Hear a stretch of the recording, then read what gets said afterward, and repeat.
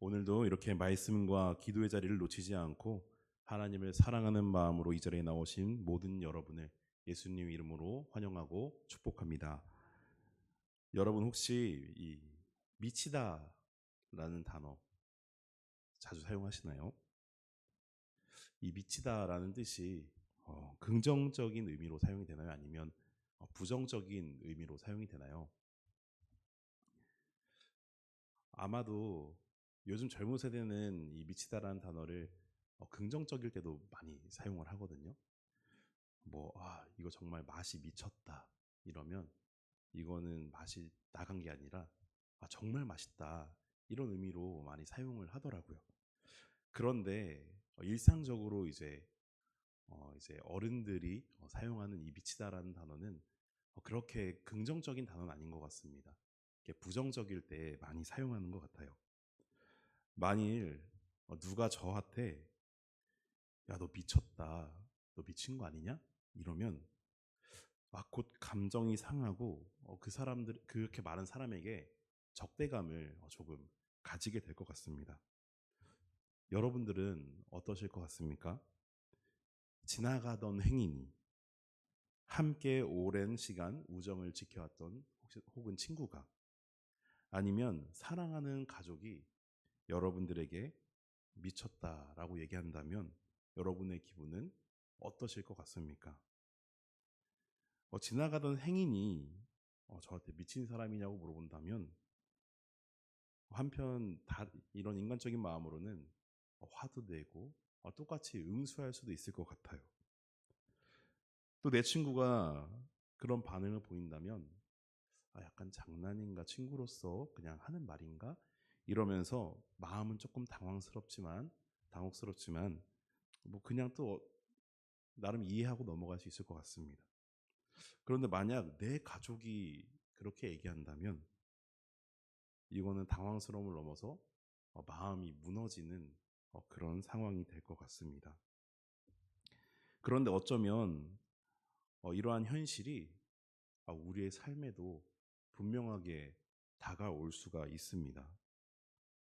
지나가던 행인을 붙잡고 복음을 전할 때, 또 오랜 친구들에게 정말 오랫동안 고민하다가 예수님의 이 사랑을 전할 때, 또 사랑하는 가족과 함께 구원받아서 천국에 가고 싶은 마음에 교회에 나오라고 권면하고 복음을 전할 때, 이럴 때 우리에게도 미쳤다라는 가슴 아픈 말이 들려질 수도 있습니다. 그렇다면 그때 여러분은 어떻게 반응하시고 어떻게 움직이시겠습니까? 오늘 사도 바울은 자신의 변론을 마치고 이 아그리빠와 베스도 그리고 많은 사람들 앞에 서게 됩니다. 그런데 베스도는 그런 바울의 변론을 다 듣고 나서 바울아 너가 미쳤다 이렇게 말합니다. 그런데 이때에도 사도 바울은요 복음을 전하는 것을 멈추지 않습니다. 자신이 어떤 취급을 받던지 그것은 중요하지가 않았던 것이죠. 바울에게 있어서 가장 중요했던 것은 하나님께서 지금 내게 허락하신 이 자리에서 나에게 보내주신 이 사람들 앞에서 그리스도의 복음을 전하는 것이 가장 중요한 것이었고, 그로 인해 모든 청중들이 베스도와 아그리빠와 거기는 모든 사람들이 나와 같이 되기를 간절히 소망하는 마음이 있었습니다. 우리는 오늘 이 말씀을 보면서 그리스도인이라면 결코 피할 수 없는, 언젠가는 한 번쯤은 경험하게 될 이 시간을 통하여서, 이 사건을 통하여서 우리가 주님의 은혜를 구하는 이 귀한 시간이 되시기를 예수님의 이름으로 소망합니다. 이 바울의 모습은 정말 인간으로서 할 수 있는, 그리스도인으로서 할 수 있는 정말 모범의 삶이 아닌가 싶습니다. 첫 번째는 세상의 오해 속에서도 흔들리지 않는 이 복음의 확신을 갖는 이 바울의 모습을 우리가 닮아야 할 것입니다. 우리 24절 말씀을 함께 같이 읽어볼까요? 함께 읽겠습니다. 바울이 이같이 변명하매 베스도가 크게 소리내어 이르되 바울아 내가 미쳤도다. 내 많은 학문이 너를 미치게 한다 하니. 아멘. 베스도는 이 바울의 논리적인 어떤 변론 이것을 들으면서 그 학식과 해박함은 인정했지만 이 죽은 자의 부활과 십자가에 못 박혀서 죽으셨다가 이 부활하신 예수님께서 구원자라는 이 메시지, 이것은 로마인의 이성으로서는 도저히 받아들일 수 없는 미친 소리였습니다. 세상은 종종 이러한 복음의 핵심을 들으면 이 부활은 정말 비이성적이다, 그 진리를 위해서 모든 것을 버리고 교회에 그냥 헌신하는 사람들, 눈에 보이지 않는 것을 위해서 열심을 내는 사람들을 열광주의자 혹은 미친 사람으로 몰아가려고 합니다. 이 세상을 봐도 그렇죠. 교회 다니고 이렇게 믿음을 갖고 살아간 사람들을 보면 그냥 한 사람으로서의 인격으로 존중해주기보다 요즘 세상의 시선이 어떻습니까? 저 사람들은 되게 논리적이지 못하고 자신들이 생각하는 것만 진리라고 생각하고 그냥 아무런 확신도 없이 교회에 그냥 헌신만 하는 사람들, 그냥 미친 사람들, 속히 말하면 이렇게 말할 수 있겠죠. 그런 시선으로 많이 바라봅니다. 근데 이때의 바울도 마찬가지였습니다. 그리스도의 삶이라는 것이, 그리스도의 복음을 증거하는 것이 그것을 모르는 사람들에게는 정말 미친 사람처럼 보였을지 모릅니다. 그러나 바울은 이런 총독의 모욕적인 오해 앞에서도 조금도 흔들리지 않습니다. 침착하고 오히려 단호하게 말하죠. 우리 25절에서 26절을 함께 읽어볼까요? 이 바울의 대답입니다. 바울이 이르되 베스도 각하여 내가 미친 것이 아니요 참되고 온전한 말을 하나이다. 왕께서는 이 일을 아시기로 내가 왕께 담대히 말하노니 이 일에 하나라도 아시지 못함이 없는 줄 믿나이다. 이 일은 한쪽 구석에서 행한 것이 아니니이다. 아멘. 바울의 확신은요, 자신이 지어낸 이야기가 아니었습니다. 유대 사회와 로마 통치 지역 안에서 아주 공개적으로 일어났던 사건입니다. 예수 그리스도께서 사랑으로 죽으시고 또 부활하신 이 사건, 이것을 근거해서 말한 것이었죠.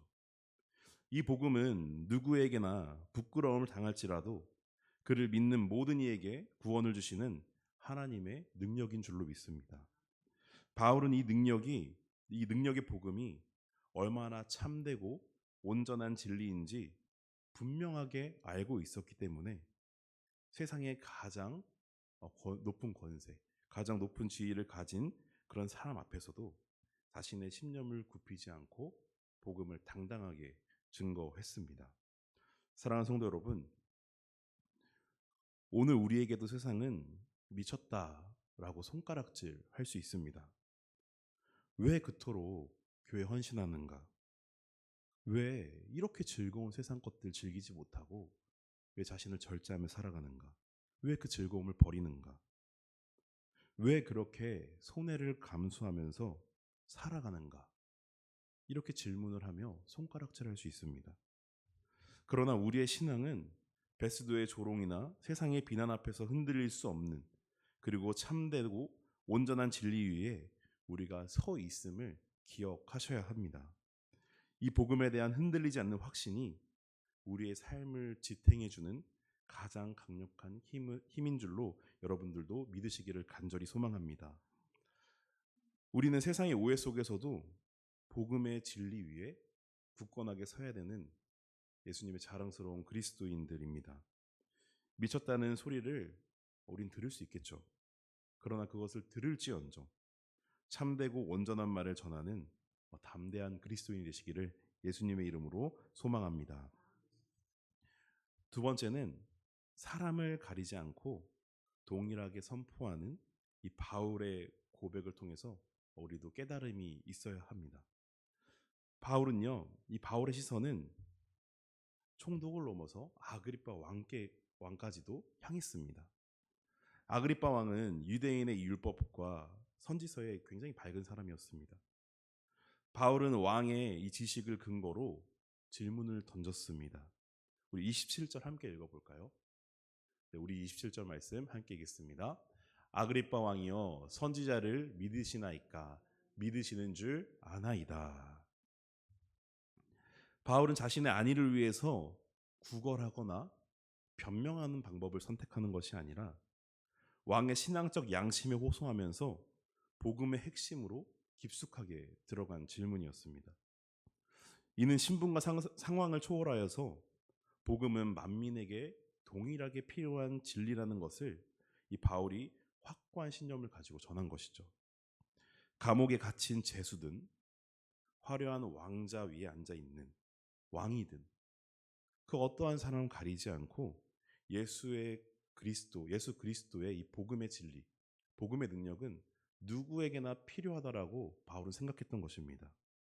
그 어떠한 사람이라도 낮은 자나 높은 자나 세상의 권세를 가진 자나 권세가 없는 이나 한 사람도 예외가 없음을 바울은 알고 있었던 것이죠. 이어서 바울은 복음의 완벽한 증인으로서 자신의 가장 깊은 소망을 왕에게 고백합니다.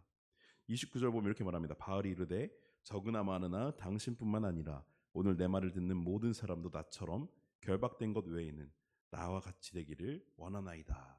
이렇게 고백하죠. 이것이 바로 나와 같이 되기를의 의미입니다. 바울은 육체의 자유를 잃고 지금 결박당한 죄수의 신분이었습니다. 그러나 영적으로는 그리스도 안에서 그 누구보다도 자유롭고 풍요로운 삶을 누리고 있는 사람이었던 것이죠. 여기서 나와 같이 되기를이란 왕의 권세와 이 모든 부귀를 버리고 자신처럼 이렇게 지금 결박된 것처럼 고난을 겪으라는 그런 요구가 아니었습니다. 예수 그리스도를 만남으로 우리 안에 새롭게 얻게 되는 이 정체성, 즉 구원받은 하나님의 자녀로서 이런 영적인 자유를 누리고 영적인 기쁨을 누리고 이 사명자의 복된 삶을 아그리빠 왕도 그리고 거기 있는 모든 사람도 자기와 같이 똑같이 경험하고 주님 앞에 뜨거운 사랑을 경험할 수 있기를 간절히 원하는 마음으로 이렇게 고백한 것이죠. 바울의 신앙은 환경이나 지위가 아닌 그리스도 안에서 발견한 자신의 정체성을 중심에 두었습니다. 그는 자신이 세상의 기준으로 볼 때는 죄수였지만 이런 영원한 복음 안에서는 그리스도의 사도임을 절대로 잊지 않았습니다. 이 확실한 정체성이 그를 세상 가장 높은 지위를 가진 왕 앞에서도 당당하게 복음을 전할 수 있는 사람으로 만들어 주었습니다. 사랑하는 성도 여러분, 우리는 때때로 세상의 잣대로 우리의 신앙을 평가하려는 그런 상황을 직면하게 됩니다. 그러나 우리의 직분이나 직업 혹은 소유에 따라서 신앙생활의 태도가 우리도 달라지고 있는 것은 아닌지 이것을 확실하게 점검하셔야 합니다. 바울처럼 우리는 신분과 상황을 넘어서 내가 어떤 신분을 갖고 있든지 내가 지금 어떤 상황에 처해 있든지 동일한 복음을 소유하고 있고 우리의 가장 큰 소망은 이 복음을 나만 누리는 것이 아니라 모든 사람에게 나눠주고 함께 누리는 것임을 기억하셔야 합니다. 이 시간 우리도 바울처럼 오직 예수 그리스도 안에서 우리의 참된 정체성을 발견하고 그리고 그 자유와 기쁨을 모든 이가 누리기를 소망하는 마음으로 복음을 전파하는 증인의 삶을 살기로 다짐하시는 여러분이 되시기를 예수님의 이름으로 소망합니다. 세 번째는 복음은 결단을 요구한다라는 것입니다. 복음을 듣는 사람들은 많이 있겠죠. 우리 금요일마다 전도부도 나가서 열심히 전도하시는데 이 세상 사람들이 얼마나 많이 복음을 접합니까? 오늘 이 아그리빠 왕 그리고 베스도 많은 사람들도 동일합니다. 이 바울의 진실하고 간절한 고백에 아그리빠 왕은 깊이 감동을 받았을 것이다 라고 추측합니다. 그의 대답은 그의 내적 갈등을 충분하게 드러내고 있습니다. 아그리빠가 바울에게 이르되 내가 적은 말로 나를 권하여 그리스도인이 되게 하려고 한다라고 지금 아그리빠 왕도 말하고 있죠. 언어의 뉘앙스를 잘 살펴보면 너가 거의 나를 지금 설득했다. 그래서 내가 하마터면 진짜 그리스도인 될 뻔했다. 지금 이렇게 말하고 있는 것입니다. 아그리빠 왕은요, 이 복음의 문턱까지는 왔습니다. 복음을 들은 것이죠. 그리고 마음이 흔들리고 있었습니다. 그는 바울의 메시지가 정말 진리일 수 있겠구나라고 감동했고 인정했지만 결국 그가 버릴 수 없는 것이 있었습니다. 무엇이었죠? 왕자입니다. 그 복음을 받아들인다면 로마 시민들이 그를 어떻게 바라보았겠습니까? 결국 그 권세를 버릴 수가 없었습니다. 그는 거의 그리스도인이었지만 완전한 그리스도인이 될 수가 없었던 것이죠. 아그리빠 왕은 지적으로는 복음에 동의했고 감정적으로는 그 바울의 진심 어린 말에 감동했을지도 모릅니다. 하지만 신앙은 지식이나 감정적인 동요를 넘어서 삶의 주권을 예수님께 내어드리는 것입니다. 그리고 그 결단을 요구하는 것이죠. 거의라는 단어는요, 구원에 있어서는 거의는 없습니다. 너 거의 구원 받았구나 이러면 구원 받은 것입니까? 아닙니다. 거의는 전혀 믿지 않는 거랑 다름이 없습니다. 왜냐하면 천국에 들어가지 못하는 것은 다름이 없기 때문입니다. 복음은 우리에게 있어서 너네가 안전한 곳에 머무르지 말고 믿음의 항해를 시작하라고 계속 결단을 요구합니다. 오늘날 우리 주변에는 거의 그리스도인이 너무나도 많은 것 같습니다. 주일에 교회를 오지만 삶의 현장에서는 여전히 나의 가치관대로 살아가는 것. 감동은 잘 받지만 회개와 순종의 자리로 나아가지 못하는 것. 하나님은 우리의 마음의 전체, 이 삶의 전체를 바치는 이 온전한 신앙을 우리에게 요구하십니다. 그리고 그것을 원하십니다. 우리의 신앙은요, 우리가 편의대로 선택할 수 없습니다. 이만큼만 하고 내가 하고 싶은 것만 하고 내 마음이 가는 것만 하고 이렇게 하는 것은 신앙생활이 아닙니다. 그냥 내 뜻, 내 판단, 내 생각대로 살아가기를 원하는 것이죠. 복음은 지금 이 순간에도 우리에게 결단하고 순종하라고 요구하고 있습니다. 혹시 아그리빠 왕처럼 우리가 아직도 놓지 못하고 있는 이 왕자가 혹시 있으십니까? 주님보다 더 의지하고 사랑하는 재물, 명예 혹은 습관이 있지는 않으십니까? 거의 그리스도인, 거의 신앙생활을 하는 것, 거의 믿음을 가지고 있는 것, 이걸로서는 우리를 절대 구원할 수 없습니다. 오직 예수 그리스도를 삶의 유일한 구주와 주인임을 우리가 결단하고 그 예수를 따라 사는 것, 예수님을 위해서 기꺼이 모든 것을 포기할 수 있는 것, 이러한 신앙만이 우리를 생명의 길로 인도해 주시는 것입니다. 사랑하는 성도 여러분, 이제 우리는 이 아그리빠 왕처럼 거의 그리스도인, 거의 신앙인이 될 뻔한 것, 이 신앙을 우린 다 벗어버려야 됩니다.